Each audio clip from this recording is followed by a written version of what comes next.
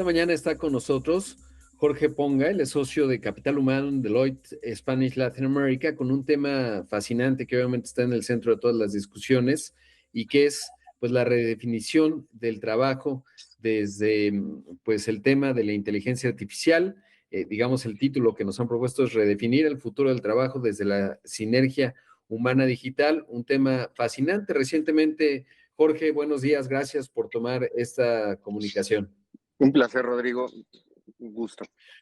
Oye, y decía, recientemente se publicó y generó mucho revuelo, incluso tiró a los mercados, un análisis de una firma que se llama Citrini, que se llama, o digamos, el 2028, la crisis de inteligencia global. Es muy interesante el planteamiento, generó, te digo, pues una caída masiva de los mercados, porque hablaban ellos, pues, de cómo la inteligencia artificial está generando un proceso de automatización significativo, por ejemplo, en las empresas de software as a service, en donde se empieza a sustituir, y luego hace un planteamiento un poco provocador, obviamente, pues estamos hablando de proyecciones, en donde decía, el problema de la hiperautomatización es que puede eventualmente disminuir el consumo, a partir de ahí, pues habría una serie de fenómenos económicos en términos de eficiencias, porque se genera un dilema para las empresas en donde estas sinergias de ahorros en términos de humanos,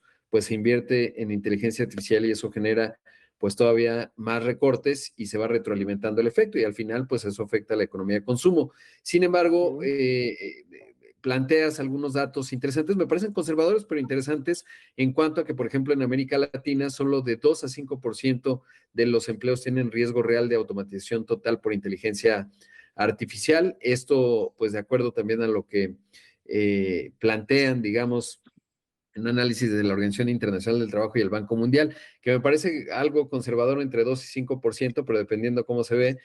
¿Cómo se ve y cuál es tu visión? Cómo lo ven? Bueno, a ver, yo diría, hay varios datos flotando alrededor. Yo creo que uno de los más importantes es el mundo como tal, de acuerdo al Foro Económico Mundial, necesita un crecimiento del Producto Interno Bruto más acelerado de lo que tenemos actualmente para poder disminuir las brechas de pobreza con el nivel de riqueza que queremos. Entonces, si esto lo convertimos en un modelo donde revisemos la disponibilidad de talento a nivel mundial, entre la gente que están haciendo, la gente que se está preparando, las capacidades requeridas, nos damos cuenta que hay un reto específicamente de talento para poder cubrir estos huecos. Si bien los procesos de automatización, entre ellos inteligencia artificial, pero también machine learning, blockchain, Internet de las cosas, etcétera, nos dicen que el 45, y estos son datos de Latinoamérica, el 45% de las funciones serán automatizables. Cuando lo decantamos en los puestos que desaparecerán totalmente, sí estamos entre ese 2-5%. Pero nos lleva a un dilema bien interesante porque hay tensiones alrededor de esto. Es humanizar contra automatizar. Creo que este es un dilema interesante en cómo entrarle al tema y cómo empezar a liberar tensiones en donde muchas veces la misma inteligencia artificial se ve más como modelos de mejora y eficacia en lugar de esquemas que permitan potenciar las capacidades del ser humano, de las organizaciones, de las comunidades y evidentemente también de los resultados esperados del negocio. Entonces, esa cadenita de resultados esperados de negocio vinculados a estrategia, modelo de operación, cómo lo bajo ya a seres humanos, creo que es donde estamos teniendo ese gran dilema en las organizaciones de alto desempeño, en donde esa convergencia con la inteligencia artificial es el nombre del juego. Más que la implementación en sí de la inteligencia artificial es cómo vamos a convivir los seres humanos con ella y no es un tema a mediano y largo plazo, es un tema actual. Hay una tensión muy fuerte y un miedo muy real de los colaboradores. Uno de cada dos colaboradores nos dicen que no tienen claridad y sienten temor de cómo se va a dar esta inserción, incluso temor en una pérdida de empleo, ¿no? Claro, y no es menor, ahora que mencionas Davos, uno de los temas que me llamó mucho la atención, bueno, ahí estuvo Darío Amodei de Anthropic, junto con otros que pues han levantado las alertas, sobre todo porque escribió un paper ahí, Darío Amodei, largo, que vale la pena leer, que se llama La adolescencia y la tecnología, y habla de esta parte en términos de la hiperautomatización y sobre todo, pues lo que ven en cuanto al fenómeno que viene en los siguientes años y las medidas que tendría que tomar el gobierno. Pero uno puede entender que Darío Amodei, pues puede ser muy entusiasta, en fin, hace el spin, digamos, de su compañía de Anthropic, pero lo que me llamó la atención ahí en Davos fue Jamie Dimon, el presidente de JP Morgan, le preguntaba a la periodista de The Economist, oye, Jamie, pues Jamie Dimon estaba diciendo, el mayor grupo financiero de los Estados Unidos, hoy estamos viendo verdaderamente una velocidad importante. Nosotros en JP Morgan estamos, poco lo que mencionas, tratando de quitar el miedo, no vamos a hacer despidos tan rápido, pero le hacía una pregunta clave, la periodista le decía, oye, Jamie Dimon, en 5 años, ¿tú crees que vas a tener más o menos empleados? Y yo pensé que estando en un foro abierto, pues él iba a decir lo políticamente correcto, que es decir, no, más, porque vamos a ser más productivos y vamos a llevar el financiamiento donde no existe. Y dijo, no, menos. Y entonces, digamos que cuando uno ve dónde está la discusión y sobre todo, pues los que están pudiendo de primera mano ya no solo experimentar esta tecnología, sino empezar a tomar decisiones en términos de cómo se ve el futuro inmediato, pues sí, sí te hablan de este debate que hay en términos, normalmente se dice la famosa destrucción creativa, ¿no? Se destruyen empleos, se generan nuevos, es el lugar común que se ha utilizado recientemente, pero parecería que por la naturaleza de esta tecnología, procesos de hiperautomatización, pudiera ser más destrucción que creación, aunque como bien dices, pues habrá que ver cómo se hace también la adquisición de habilidades, esto que se llama reskilling y upskilling, que evidentemente pues tiene que aplicar en lo que quede la fuerza laboral, ya sea la presente o la menor hacia adelante, pero en alguna de esas dos tiene que ser parte de la estrategia, ¿no? Sí, a ver, tomando ese punto creo que es interesantísimo. De acuerdo al estudio reciente que hemos hecho en Deloitte, un 60% de la fuerza laboral a nivel global, requiere reskilling y upskilling. Es decir, las habilidades con las que cuentan ya no le van a ser suficientes. Y mucho menos en un entorno donde el conocimiento se está desplegando al 100% cada 2 años. Entonces, esto nos lleva a otro punto entre los tecnoadversos y los tecnoadeptos. Claramente en ninguna revolución industrial ha habido pérdida neta de empleos, pero los puentes no necesariamente que tenemos ahorita son de concreto, probablemente sean puentes de madera. Tenemos que tomar en cuenta que hay países con niveles de educación relativamente bajos. Para poner simplemente un dato en México, al revisar cifras oficiales, estamos entre 6 y 7 años promedio de educación formal. Entonces, probablemente para un país que esté en los 10, 11, 12 años de educación formal, le será más fácil hacer ese upskilling y reskilling. O sea, las reglas del juego están cambiando. El concepto de aprendizaje en el flujo de la vida está tomando un nuevo auge y no necesariamente debe estar en manos de las organizaciones. También hay una democratización de la educación y de la información que tiene que ser adoptada por el ser humano. Pero por otro lado, tenemos datos que son contundentes, donde más o menos un 25% de la población a nivel mundial se le considera analfabeta digital porque todavía no tienen procesos de Internet a la mano. Entonces, este puente de madera será súper interesante y yo creo que las organizaciones y los seres humanos que lo sepan transitar más exitosamente serán los que podrán salir adelante, ¿no? Claro, sabes que me haces pensar, ayer veía una entrevista con Marcos Galperín, el fundador, todavía, bueno, está dejando el liderazgo de Mercado Libre, que es pues esta startup, la más grande de América Latina, el jugador más importante de comercio electrónico, y decía él, bueno, pues yo ya no recomiendo estudiar programación, etcétera, que es una recomendación que hacía hace algunos años, tuve la oportunidad de entrevistarlo hace año y medio, y decía más bien, hay que aprender a pensar, ¿no? Es decir, habilidades básicas en función de saber matemáticas, saber leer, saber pensar y comunicar, porque eso va a ser un factor importante hacia adelante.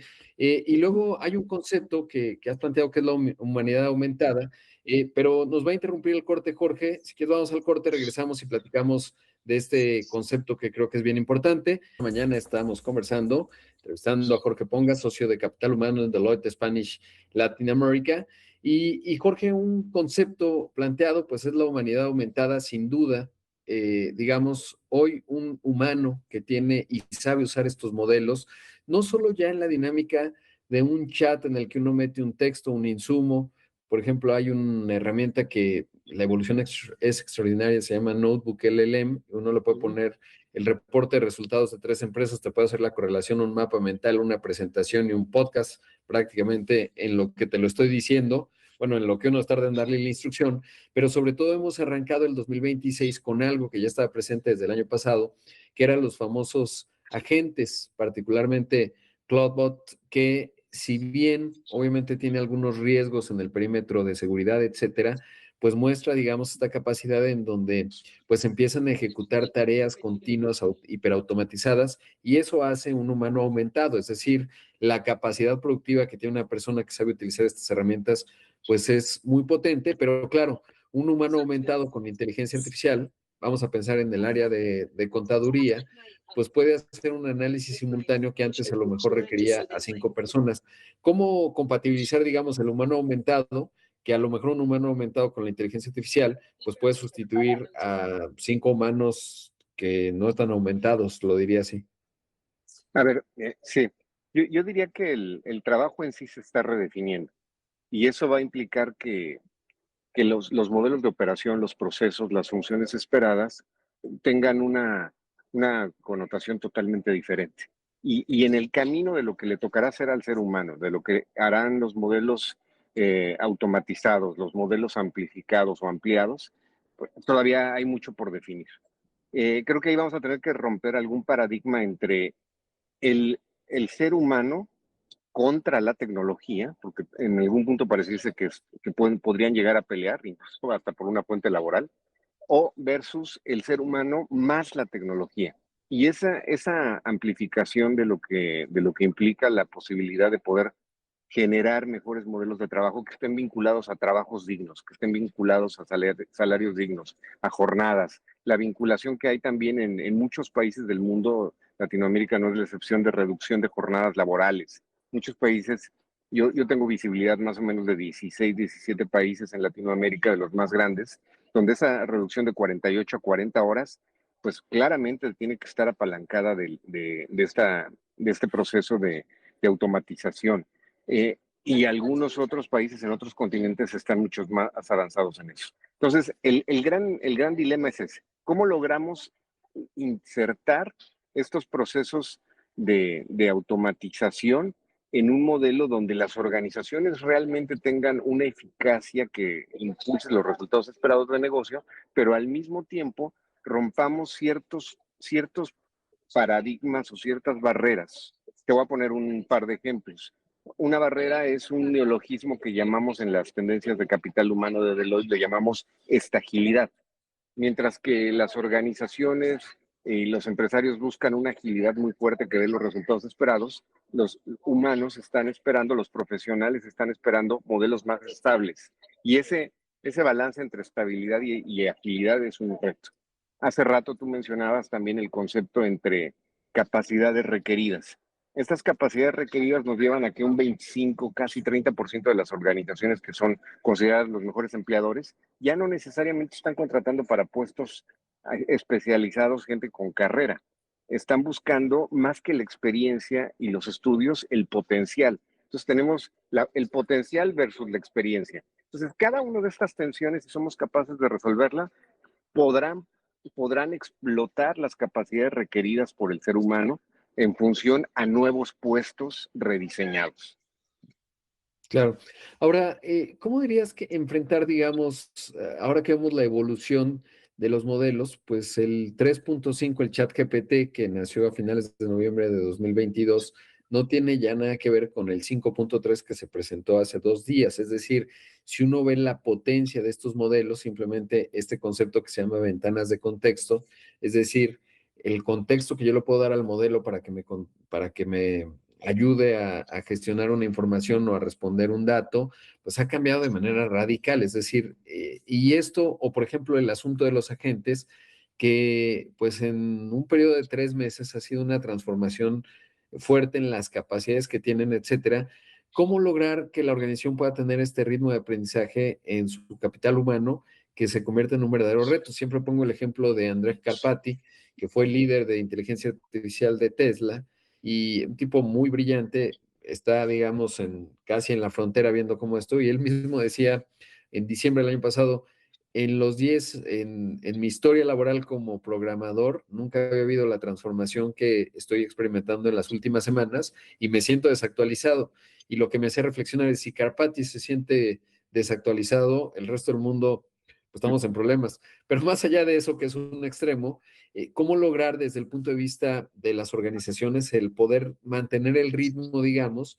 Porque si no, lo que suele pasar es que un jugador más ágil, pequeño, que tiene velocidad de aprendizaje, no tiene, digamos, esta inercia burocrática que a veces afecta a las organizaciones, pues puede irrumpir el negocio. Lo hemos visto una y otra vez. ¿Cuál dirías tú que puede ser una buena estrategia en este sentido? A ver, yo creo que esto es como, déjame usar una analogía, creo que esto es como el galgo que persigue al conejo. Sabemos que no necesariamente lo vamos a alcanzar, pero no hay que alejarnos demasiado como organizaciones. Entonces, en este sentido, tú lo mencionas bien, yo creo que las organizaciones en muchos sentidos se están quedando cerca, perdón, se están quedando lejos en materia cultural, o sea, es básica, se están quedando lejos en materia de aplicación de estos modelos hacia el colaborador. Probablemente están intentando acercarse a la tecnología, porque la tecnología en algún momento dado es más fácil comprarla, pero es muy difícil adoptarla. Yo planteo, o como organización en Deloitte nos hemos encontrado un modelo que yo le llamo las 3 Ws por sus siglas en inglés. La primera W es work. El trabajo está reinventándose y rediseñándose. Entonces planteemos ese rediseño del trabajo en nuestra organización que implicará en estructuras organizacionales, en modelos de colaboración, en la forma en la que mido los resultados, en la forma en la que busco el bienestar en el colaborador, salud física, mental, psicológica, salud financiera, etcétera. La segunda W es workforce.